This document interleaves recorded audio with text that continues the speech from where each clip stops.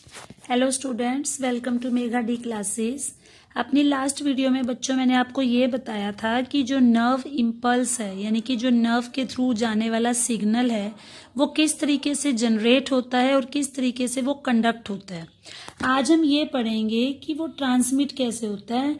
अब आप सोचोगे कि कंडक्शन और ट्रांसमिशन में फ़र्क क्या है। कंडक्शन का मतलब ये था कि जो इम्पल्स है जिस जगह पे वो जनरेट हुई वो उससे थोड़ी सी आगे कैसे जाएगी।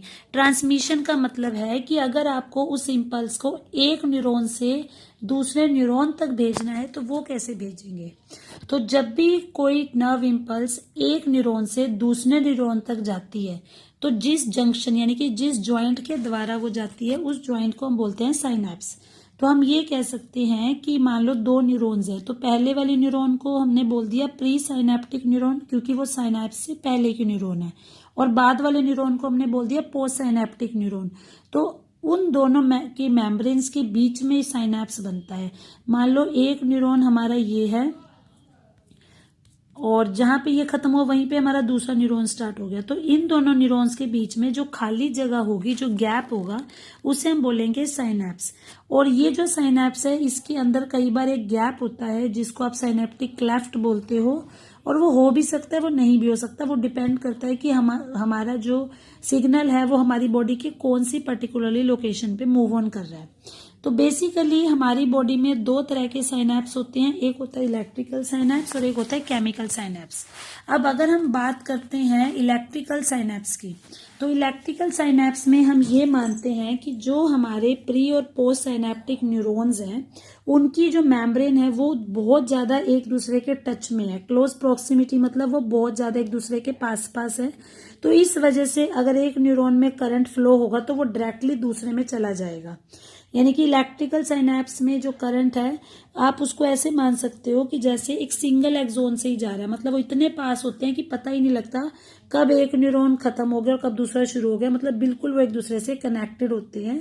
तो इलेक्ट्रिकल साइनैप्स में जो इम्पल्स ट्रांसमिशन है उसकी स्पीड बहुत ज्यादा फास्टर होती है, बट इलेक्ट्रिकल साइनैप्स हमारी बॉडी में बहुत ही कम देखने को मिलते हैं।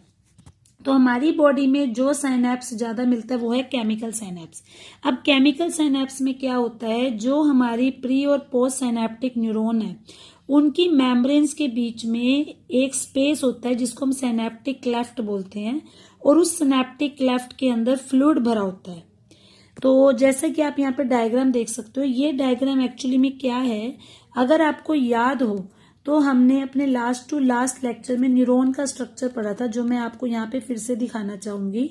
तो इस न्यूरॉन के स्ट्रक्चर में हमने यहाँ पे एक्सोन टर्मिनल्स दिखाए थे।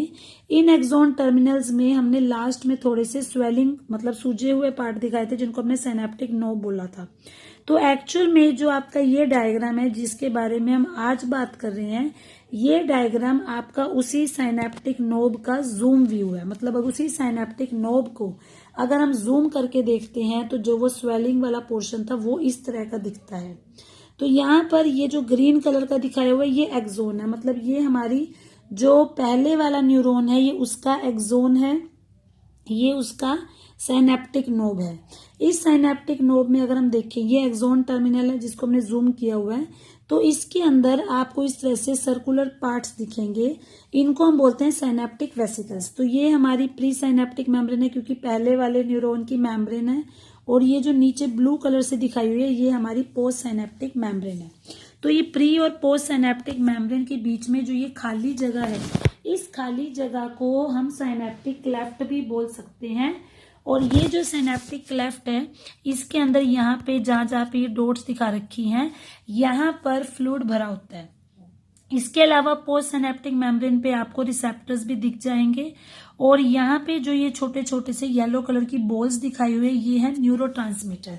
क्योंकि हम यहाँ पे बात कर रहे हैं केमिकल साइनैप्स की, तो जब भी एक न्यूरॉन से दूसरे न्यूरॉन में मैसेज जाता है तो वो केमिकल की फॉर्म में जाता है। उन केमिकल्स को हम न्यूरोट्रांसमीटर कहते हैं, जिनके बारे में हमने मसल कॉन्ट्रैक्शन में भी पढ़ा था। तो वैसे तो बहुत सारे न्यूरोट्रांसमीटर्स हैं, लेकिन ज्यादातर हमारी बॉडी में जो न्यूरोट्रांसमीटर बनता है वो एसिटाइल कोलाइन होता है। तो किस तरीके से ये काम करता है, जैसे मैंने अभी आपको बताया कि जब भी साइनैप्स के थ्रू मैसेज को एक न्यूरॉन से दूसरे न्यूरॉन तक भेजना है तो उसके लिए कुछ केमिकल्स होते हैं जिन्हें हम न्यूरोट्रांसमीटर्स कहते हैं। तो यहाँ पे जो हमारा प्री साइनेप्टिक न्यूरॉन है, यानी कि जो पहले वाला न्यूरॉन है, उसके जो ये एक्सॉन टर्मिनल्स हैं, इनमें वेसिकल्स होंगी, मतलब छोटे छोटे सर्कल्स होंगे, उनके अंदर ये न्यूरोट्रांसमीटर्स भरे होते हैं। लेकिन जब तक आपका सेल रेस्टिंग स्टेज में है तब तक ये न्यूरोट्रांसमीटर रिलीज नहीं होंगे। लेकिन जैसे ही हमारे एक्सॉन टर्मिनल के पास इंपल्स आएगा, उसमें करंट पैदा होगा, तो ये साइनेप्टिक वेसिकल्स मूव करना शुरू कर देंगे और मूव करते करते ये यहाँ से खिसकते खिसकते इस मेम्ब्रेन के बिल्कुल किनारे पर आ जाएंगे। और जैसे ये किनारे पर आएंगे तो वहां पर जाके ये मेम्ब्रेन की, जो उसकी सेल की प्लाज्मा मेम्ब्रेन है, उसके साथ जाके बाइंड कर देंगे और अपने न्यूरोट्रांसमीटर्स को उस क्लेफ्ट में छोड़ देंगे। मतलब इस वेसिकल्स के अंदर न्यूरोट्रांसमीटर था, ये यहाँ से स्लिप होते होते कॉर्नर पे आ गए और प्लाज्मा मेम्ब्रेन पे ज्वाइंट करके इन्होंने अपने न्यूरोट्रांसमीटर्स को इस साइनेप्टिक क्लेफ्ट में जोड़ दिया। अब जो पोस्ट साइनेप्टिक मेम्ब्रेन है उसके ऊपर रिसेप्टर्स पाए जाते हैं। हर एक न्यूरोट्रांसमीटर का जो रिसेप्टर है वो भी प्रोमिनेंट होता है, पर्टिकुलरली होता है। तो ये जो न्यूरोट्रांसमीटर्स हैं ये अपने अपने स्पेसिफिक रिसेप्टर के साथ जाके बाइंड कर देंगे। जैसे ही ये उसके साथ बाइंड होंगे तो आयन चैनल्स ओपन हो जाएंगे, जैसा कि हमने पहले भी पोटेशियम सोडियम पंप के बारे में पढ़ा था।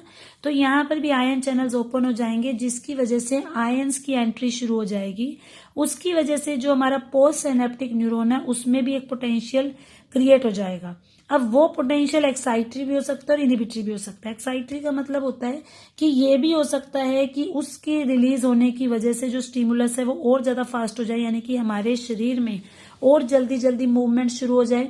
या इनहिबिटरी भी हो सकता है कि हो सकता है हमारे शरीर की जो मूवमेंट्स है वो बिल्कुल ही रुक जाए। तो वो डिपेंड करता है कि किस तरह का सिग्नल हमारी बॉडी को ब्रेन ने प्रोवाइड किया है। तो इस तरीके से आप बता सकते हो कि केमिकल साइनेप्स की हेल्प से जो मैसेज है वो एक न्यूरॉन से दूसरे न्यूरॉन तक जा सकता है।